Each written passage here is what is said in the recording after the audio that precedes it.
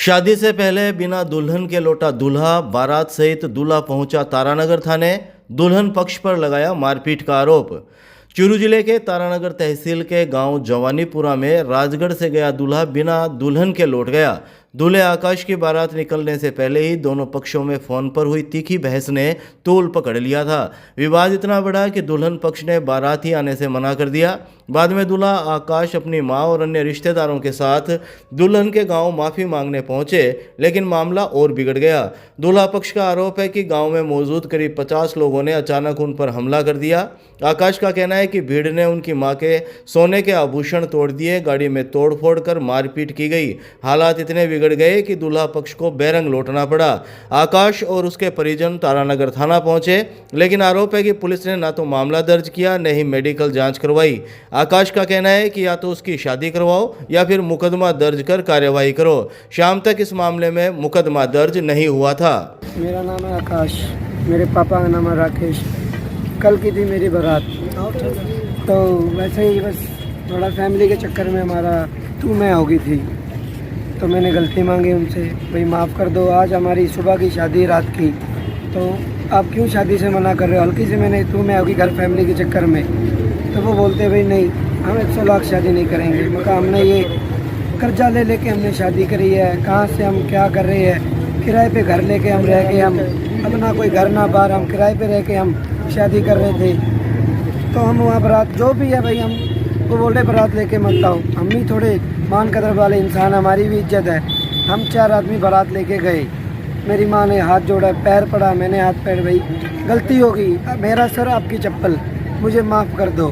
उन्होंने मुझे माफ़ नहीं किया, मुझे और मेरी माँ को हमारे हाथापाई करी, मारा कूटा हमें। ना हमारी उस गांव के सरपंच ने, ना किसी ने हमारी सुनाई करी, ना सरकार ने करी, ना हमारी कोई गलती ना बात। आज हमारी यही रिक्वेस्ट है, मेरी उस लड़के के साथ की शादी करा दो, नहीं तो हमारा कोई ऐसा फैसला कराओ, हमें गरीब उनके भाई मारपीट हुई। फिर हम गांव में खड़े थे, मगर मेरे बारात वाले आ रहा और आर्मी आदमी आ रहे हैं, भाई क्या हुआ है ये पूछेंगे। इतने में उन्होंने, उनका इस चौकी में उनका कोई पुलिस का आदमी है, क्या मालूम भाई डीएसपी SHO, हमें नहीं मालूम, हम तो रहने वाले शहरी। तो उनका वो आदमी, हम चौकी में जाए तो हमें चौकी से भगाते हैं। उधर फिर मेरी मम्मी को मुझे मारा, मम्मी के मेरे कपड़े फाड़ दिए, मुझे घीस के मारा। उसके बाद सोना चांदी मेरे मम्मी का निकाल लिया। उसके बाद उन्होंने खुद गाड़ी बुलाई पुलिस की, गांव से हमें धक्के मार के भगाया। भाई बोलते तुम्हारी कोई सुनाई नहीं होगी। इससे हम ये चाह रहे हैं, हाथ जोड़ के विनती है हमारी, हम सही है तो हमारी मदद करो। गैंगस्टर पर नए कानून के तहत लगाम लगाने की तैयारी, अपराध करके अर्जित संपत्ति को किया जाएगा कुर्क। एसपी ने पुलिस लाइन सभागार में क्राइम मीटिंग में दिए निर्देश। चूरू पुलिस ने गैंगस्टर पर नए कानून के तहत लगाम लगाने की तैयारी की है। अब अपराध करके गलत तरीके से अर्जित की गई संपत्ति को भी पुलिस के द्वारा नए कानून के तहत कुर्क किया जाएगा।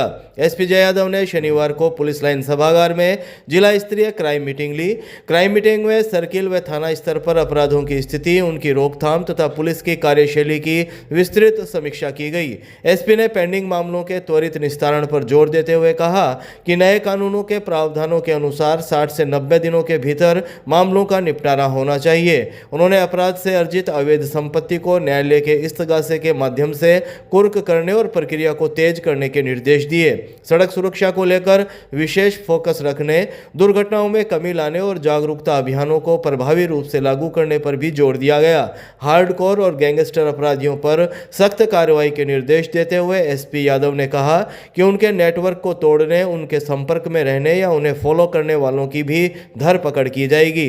एसपी जय यादव ने शाम 6 बजे करीब बताया कि नए साल से पुलिस प्रोएक्टिव पुलिसिंग के तहत और अधिक सख्ती से अभियान चलाएगी। साल 2026 में साइबर क्राइम पर नकेल कसने के लिए आधुनिक तकनीक का अधिकतम उपयोग किया जाएगा। अनुसंधान और अपराधियों तक शीघ्र पहुंचने के लिए भी टेक्नोलॉजी को प्रक्रिया का अहम हिस्सा बनाया जाएगा। एसपी जय यादव ने जिले को सुरक्षित, अपराध मुक्त और तकनीक संचालित पुलिसिंग की दिशा में कार्य करने का संकल्प दोहराया। जो है अभी साल का अंत भी होने वाला है, तो पेंडेंसी जो है मुकदमे जो अनुसंधान पेंडिंग है उनका निस्तारण किया जाए निष्पक्ष तरीके से, ताकि परिवादी को भी न्याय मिले और हमारे जो थाना में पेंडिंग मुकदमे हैं उनका भी निस्तारण समय पर हो सके। और नए कानून में प्रावधान भी है कि 60 और 90 दिन में फाइलों का निस्तारण हो जाना चाहिए, उस पर चर्चा हो रही है। नए कानूनों के जो प्रावधान हैं उन पर भी चर्चाएं हो रही हैं कि गिरफ्तार किसी व्यक्ति को किया जाता है तो उसकी सूचना उसको देना जरूरी है कि किस कारण से उसको गिरफ्तार करना है, उसके परिवार वालों को सूचना देना, नोटिस बोर्ड पे लगाना, हमारे डिस्ट्रिक्ट कंट्रोल रूम पे सूचना लगाना, जिन लोगों को गिरफ्तार कराया गया है उनकी सूचना लगाना। और नए प्रावधान जो कानूनों के हैं कि जिन्होंने संपत्ति अर्जित करी है गलत तरीके से अपराध करके, उनकी संपत्तियों को कैसे न्यायालय में इस तरह से पेश करके उनकी संपत्तियाँ जब्त करवानी है।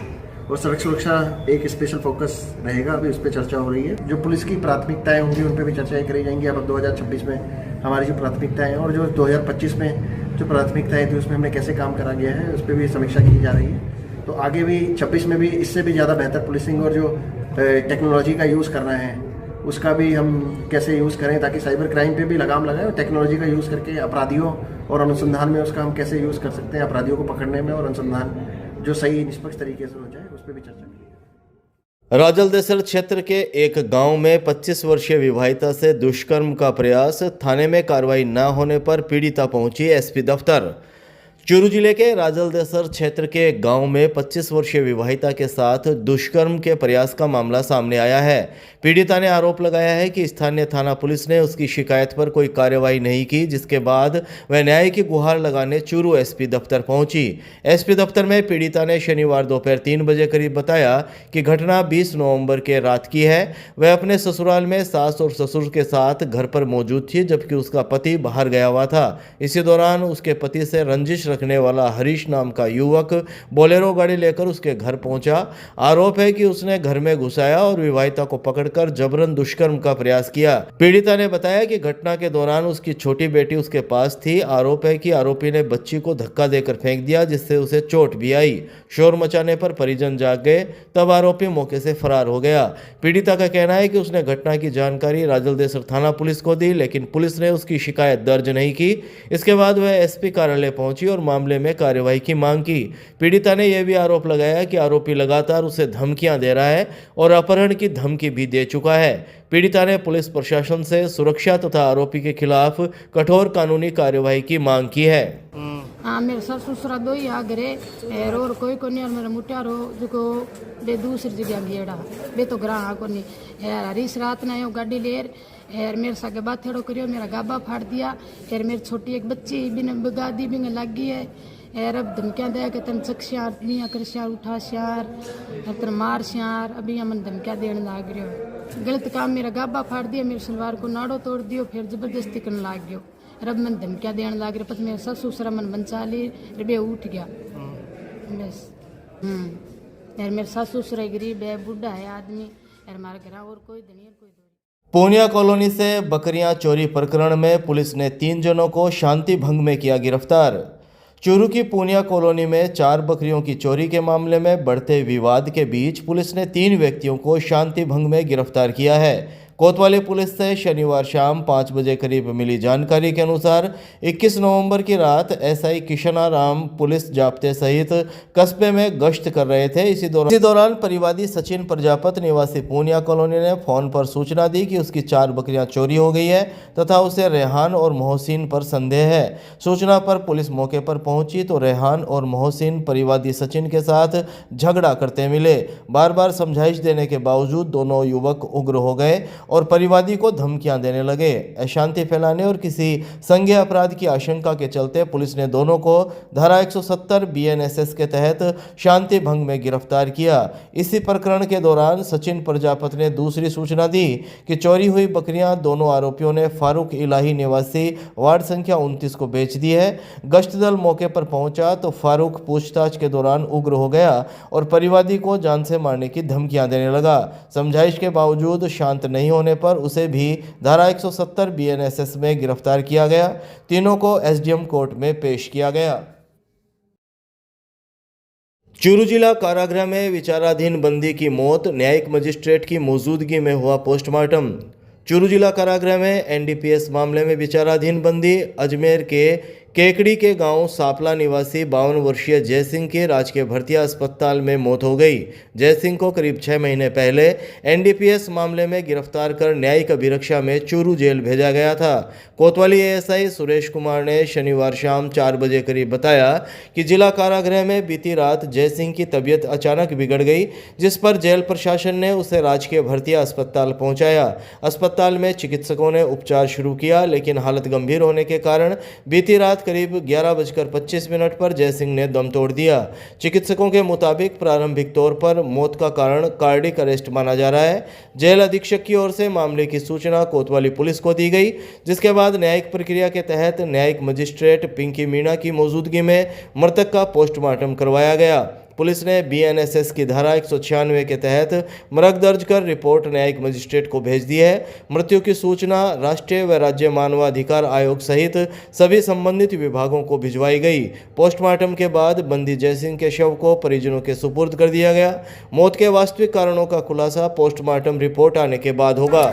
जिला कारागार चूरू में केकड़ी निवासी जय सिंह जो एनडीपीएस के प्रकरण में जैसी चल रहा था और जो बीमार होने के कारण जिसको भर्ती अस्पताल चूरू में रात्रि को लेके आए थे, रात्रि को देर रात्रि उनकी डेथ हो गई और अब न्यायिक मजिस्ट्रेट के माध्यम से पोस्टमार्टम कार्रवाई कर जांच की जा रही है। डॉक्टरों ने प्रारंभिक तौर पर मौत का क्या कारण होता है? प्रारंभिक तौर पर कार्डिक अरेस्ट माना जा रहा है।